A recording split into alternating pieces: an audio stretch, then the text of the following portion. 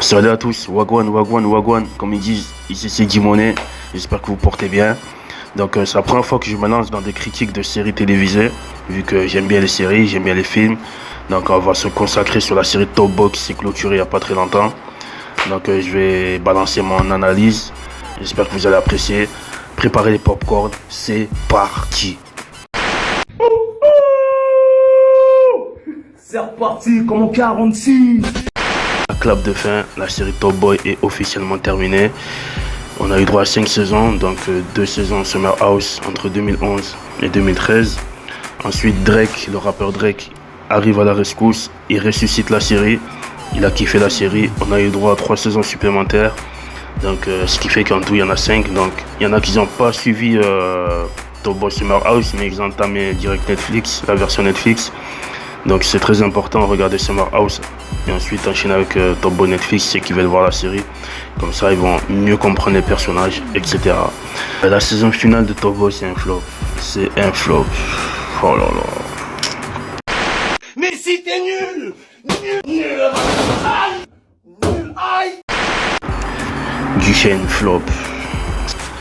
Il n'y a que celui, il a été magistral celui il a été magistral. C'est clairement lui le top boy de la saison finale.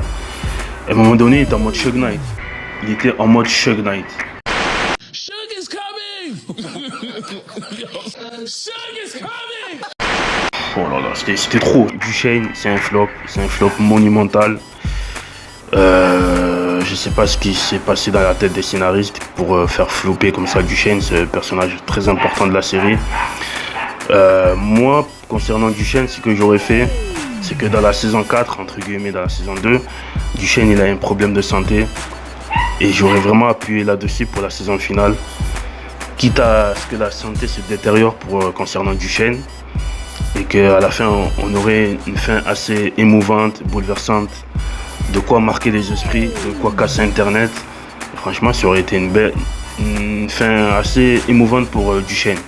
Et là, ils ont vraiment floppé la sortie de Duchesne. Ah ouais, oh là là.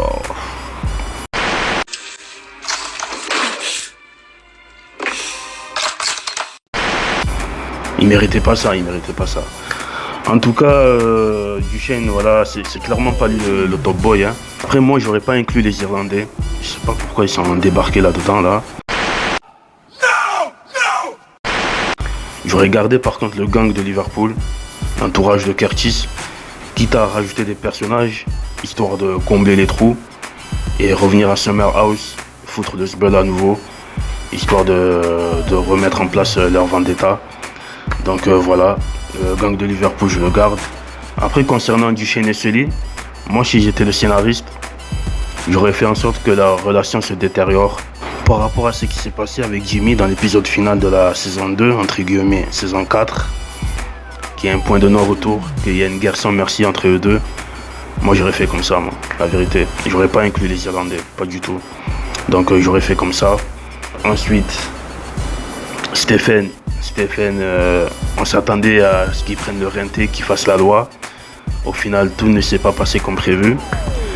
Donc voilà pour Stephen. Pourtant, ils ont annoncé des teasers, des thrillers comme quoi il allait être quelqu'un. Et concernant Jack aussi, c'est un flop. Parce que c'est passé vraiment du chaud au froid en 2-3 secondes. Il aurait fallu au moins 10 voire 13 épisodes pour bien développer le changement de Jack. Donc voilà pour Jack. Hein. Mais ça reste malgré tout un excellent personnage de la série Top Boy, hein, attention.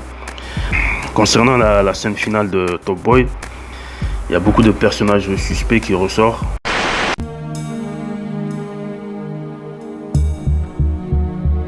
C'est Jack, Stephen. Après, il y a beaucoup d'autres personnages de Summer House qui peuvent ressortir par rapport au synopsis, fantôme du passé, etc. Donc ça peut être n'importe qui, mais c'est Jack et Stephen qui ressortent le plus.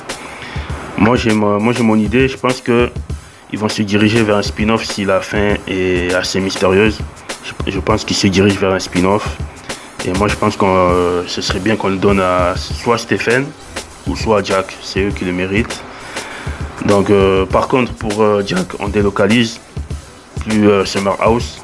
On arrête Summer House, on tourne ailleurs. nouveau personnage, nouveau casting. Et en même temps, on explique ce qui s'est réellement passé pour la scène finale. Après, concernant Stephen, c'est un spin-off. On garde Erin, bien sûr. Il y a une belle romance qui s'est développée avec Erin et Stephen. On garde la mère de Erin. On garde les soldats de Jamie.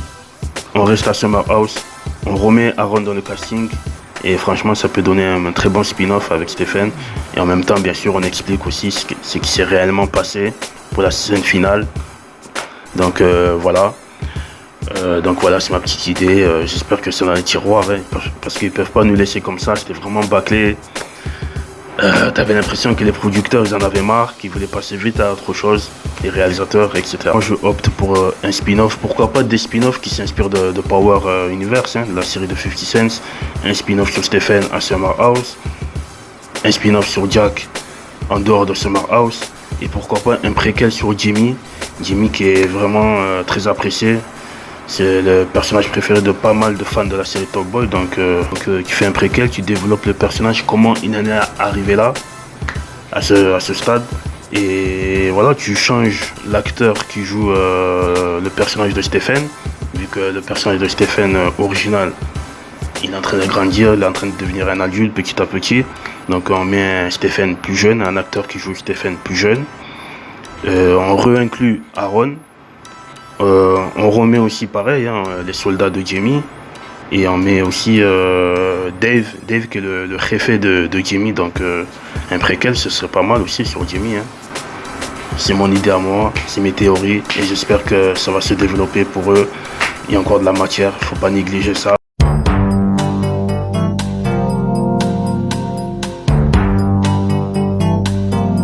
Après, concernant les potentiels suspects, il y en a un qui ressort aussi souvent, c'est Ranel. Ranel, moi personnellement, je l'écarte de la liste direct. Parce que dans Summer House, dès la saison 2, Ranel il passe directement à autre chose. Il est concentré sur le foot, il veut percer dans le foot et basta. Bon, par contre, il a toujours ses coronesses et tout. Il essaye de sortir de la mer de son meilleur ami, tant bien que mal. Mais il est passé à autre chose. Il n'y a aucun plan de vendetta qui a été mis en place. Donc voilà, Ranel, voilà, lui c'était le foot et rien d'autre. Donc lui, je l'écarte. Mais par contre, ça aurait été pas mal qu'il revienne pour la saison finale, histoire de combler le vide de Jamie. Donc ça aurait été pas mal un retour de Ranel qui était très apprécié, hein, de l'univers Top Boy, des fans de la série. Donc voilà, pour je préféré, c'est Sully. Pour moi, c'est Sully. C'est clairement le Top Boy de la saison finale. Voilà, il met une tempête à Duchesne. Ils sont souvent comparés, hein, les deux. Donc Sully, il bouffe Duchesne de la saison finale. Il terrasse tout le monde. Il installe la peur dans Summer House avec son pote Junior là.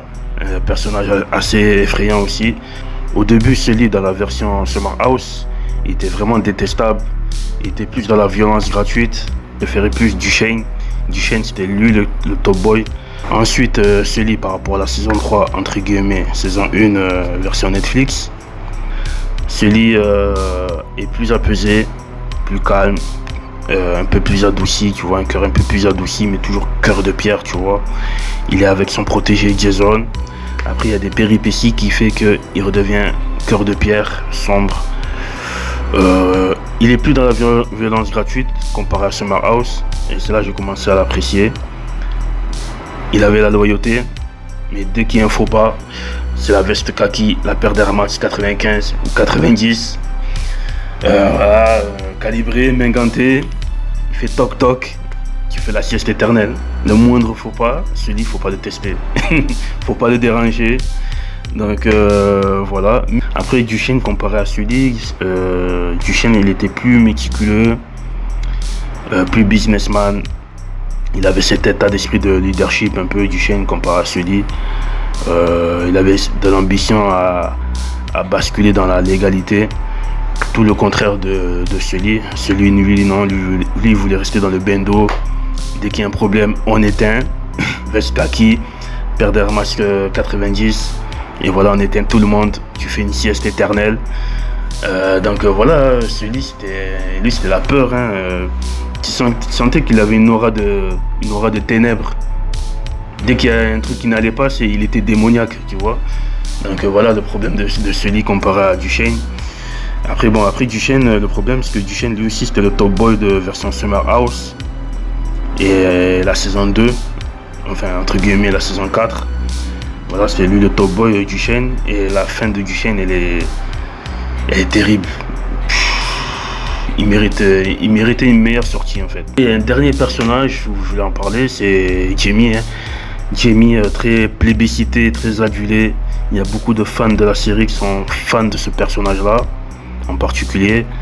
Donc Jamie, il arrive tapis rouge déroulé, rockstar, en mode Ronaldo phénoménal, avant les ligaments.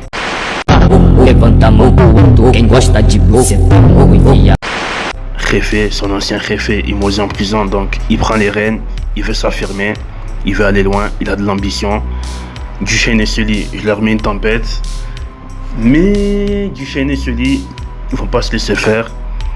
Et ils auront le dernier mot. Donc du coup, Jamie se retrouve pris en sandwich par Duchesne et Sully, le célèbre tandem.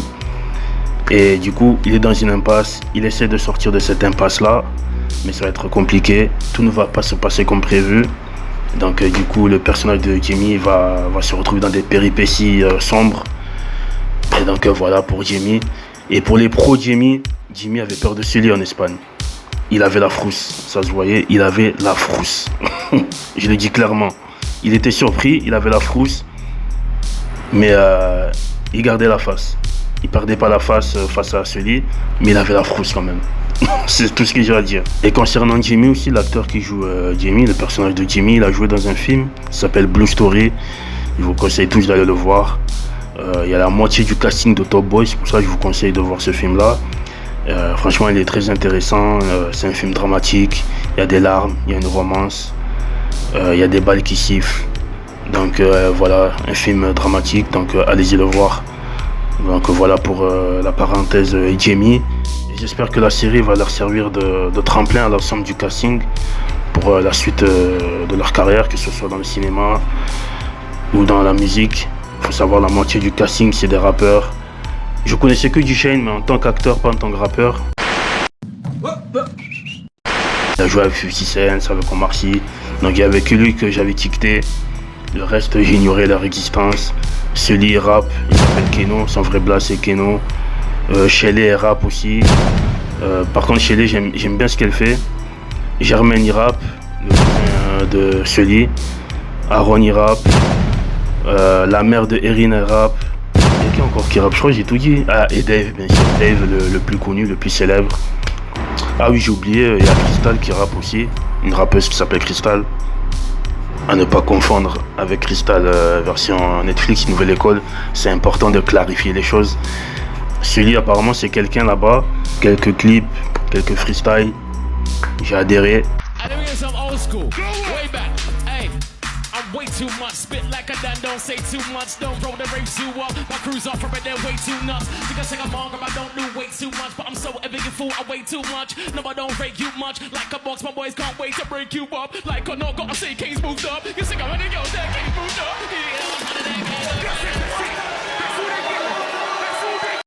J'aime bien. J'aime bien. Donc je vais vraiment checker sa discographie à lui particulièrement. Les autres je connais un peu, lui je connais pas trop. Duchesne aussi je connais pas trop, mais je vais scruter ça. Donc on arrive à la fin de la vidéo. J'espère que vous avez apprécié mon analyse. S'il y a des trucs que j'ai pas mentionné, que j'ai pas dit, des trucs qui m'ont échappé, n'hésitez pas en commentaire, dans le calme bien sûr, hein. Vous voyez. Ensuite voilà, j'espère que vous avez aimé la vidéo. C'est la première fois que je fais ça. Je vais pas faire ça tout le temps. Ça c'est clair. Voilà, j'ai fait ça parce que Top Boy c'est devenu un classique. Tout le monde a aimé, le peuple a aimé la série. Donc il fallait que je fasse ça en vidéo et non pas par écrit, parce qu'avant je faisais ça par écrit.